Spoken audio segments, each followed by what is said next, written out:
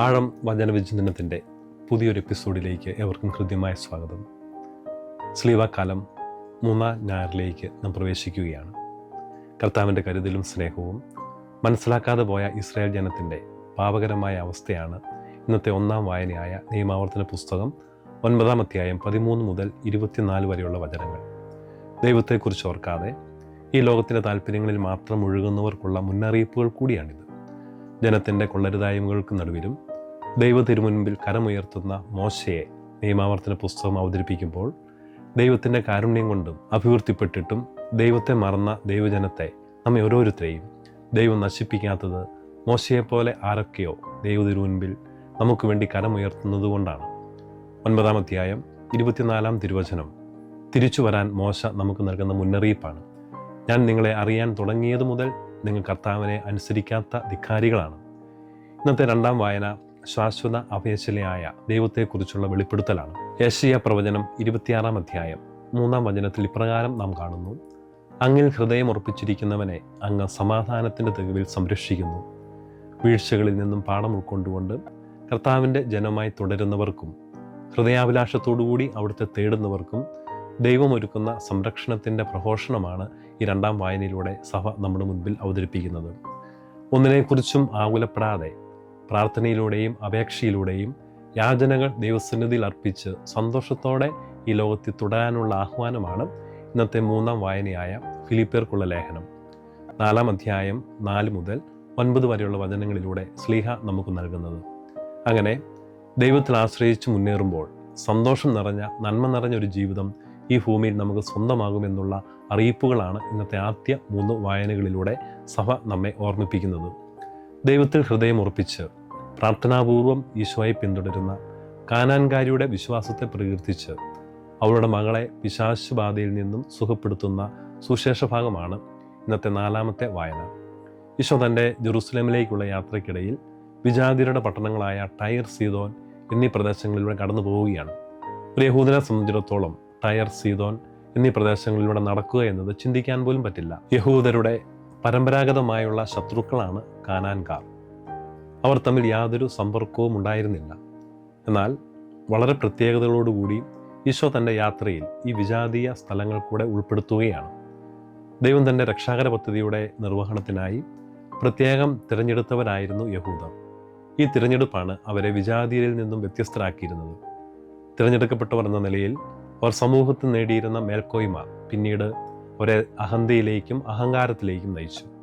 തിരഞ്ഞെടുക്കപ്പെട്ടവരുടെ ജീവിതശൈലിയിൽ നിന്നും അഹങ്കാരികളുടെ ശൈലിയിലേക്ക് അവർ മാറ്റപ്പെട്ടു. വിശ്വാസ ജീവിതത്തെയും ദൈവിക പ്രമാണങ്ങളെയും അവരുടെ ഇഷ്ടാനുസരണം അവർ തിരുത്തി എഴുതി. മറ്റുള്ളവരോട് പ്രതികാര ചിന്തയും അവജ്ഞയും അവരുടെ ഉള്ളിൽ അവർ സൂക്ഷിച്ചു. തിരഞ്ഞെടുക്കപ്പെട്ടവർ എന്നുള്ള ആനുകൂല്യം അവരെ അലസരാക്കുകയും ദൈവരാജ്യത്തിൽ നിന്ന് അകറ്റുകയും ചെയ്തു. ഈ ഒരു പശ്ചാത്തലത്തിൽ നിന്നുകൊണ്ട് വേണം ഇന്നത്തെ ഈ സുവിശേഷം മനസ്സിലാക്കാൻ. ഒരു കാനാൻകാരി ഈശോയെ സമീപിച്ചു എന്നതാണ് ഇന്നത്തെ സുവിശേഷത്തിൻ്റെ പ്രത്യേകത. ഒരു വിജാതീയ സ്ത്രീ യഥാർത്ഥ രക്ഷകനെ തിരിച്ചറിയുകയാണ്. അതിൻ്റെ തെളിവാണ് അവൾ കരഞ്ഞപേക്ഷിക്കുമ്പോൾ ഉപയോഗിക്കുന്ന വാക്കുകൾ. ദാവീദിൻ്റെ പുത്ര എന്നിൽ കനിയണമേ എന്ന അഭിസംബോധന. യഹൂദരുടെ രക്ഷകനായി അവർ തന്നെ പ്രതീക്ഷിച്ചുകൊണ്ടിരുന്ന അവരുടെ പ്രവാചക ഗ്രന്ഥങ്ങളിൽ രേഖപ്പെടുത്തപ്പെട്ടിരുന്ന ദാവീദിൻ്റെ പുത്രനായ ഈശോയെ തിരഞ്ഞെടുക്കപ്പെട്ടവർ എന്ന് അഹങ്കരിച്ചിരുന്ന യഹൂദർ തിരിച്ചറിയാതെ പോകുമ്പോൾ ഈ വിജാതീയ സ്ത്രീ തിരിച്ചറിയുകയാണ്. ഈശോ ചെയ്ത അത്ഭുതങ്ങളും ദൈവരാജ്യത്തെക്കുറിച്ചുള്ള പഠിപ്പിക്കലുകളും സംശയത്തോടുകൂടി വീക്ഷിച്ചിരുന്ന യഹൂദജനം തർക്കങ്ങളിൽ ഏർപ്പെടുകയും അവരുടെ മനസ്സ് കഠിനമാക്കുകയും ചെയ്തു. വെറുപ്പും വിദ്വേഷവും അഹങ്കാരവും എത്രമാത്രം നമ്മെ അന്ധരാക്കുന്നു എന്നതിൻ്റെ ഒരു നേർക്കാഴ്ചയാണിത്. നമ്മളിൽ പലർക്കും നന്മകൾ കാണാൻ സാധിക്കാത്തതും രക്ഷകനെ തിരിച്ചറിയാൻ പറ്റാത്തതും നമ്മുടെ ഉള്ളിൽ നമ്മൾ പുലർത്തുന്ന തെറ്റായ മനോഭാവങ്ങളാണ്. ഈ സുവിശേഷ ഭാഗത്ത് ഈശോ ആദ്യം ഈ സ്ത്രീയുടെ അപേക്ഷയെ അത്ര കാര്യമായിട്ടൊന്നും പരിഗണിക്കുന്നില്ല. എന്നാൽ പിന്നീട് ശിഷ്യന്മാരുടെ നിർബന്ധം കാരണം ഈശോ അവരുടെ തന്നെ ശൈലിയിൽ അവളോട് പ്രതികരിക്കുകയാണ്. ഇസ്രായേൽ ഭവനത്തിലെ നഷ്ടപ്പെട്ട ആടുകളുടെ അടുത്തേക്ക് മാത്രമാണ് ഞാൻ അയക്കപ്പെട്ടിരിക്കുന്നത്.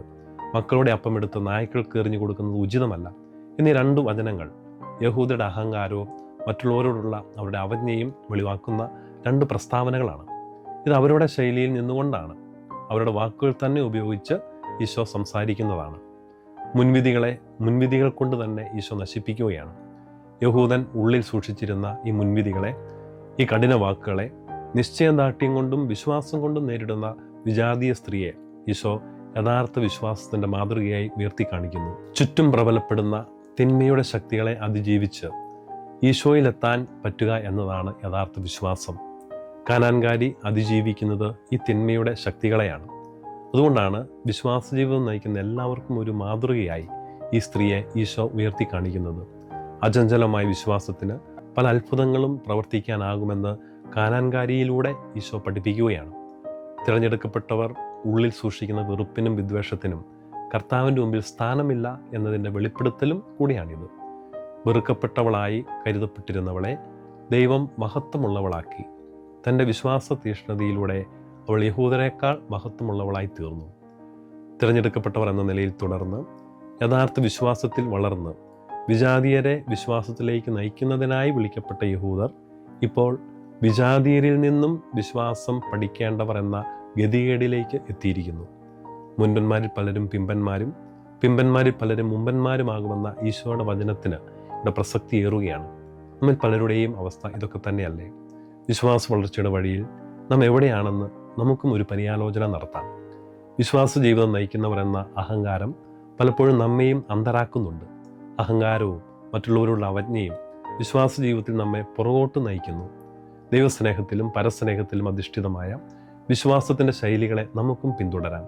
പ്രാർത്ഥന കുറഞ്ഞു വരുന്ന കുടുംബങ്ങളെയും വിശ്വാസ ജീവിതം വെറും അനുഷ്ഠാന ക്രമങ്ങൾ മാത്രമാക്കുന്ന ജീവിത ശൈലികളെയും കർത്താവിൻ്റെ മുമ്പിൽ നമുക്ക് സമർപ്പിക്കാം. സമൂഹം മാറ്റി നിർത്തിയിരിക്കുന്നവരെയും അവമാനിച്ചു വിടുന്നവരെയും ചേർത്ത് നിർത്തേണ്ടതും കർത്താവിൻ്റെ അടുത്തെത്തിക്കേണ്ടതും നമ്മുടെ ഉത്തരവാദിത്വമാണ്. അതിനുള്ള കൃപ നമുക്ക് യാചിക്കാം, ഈശോയോട് കൃപ ചോദിക്കുകയും ചെയ്യാം.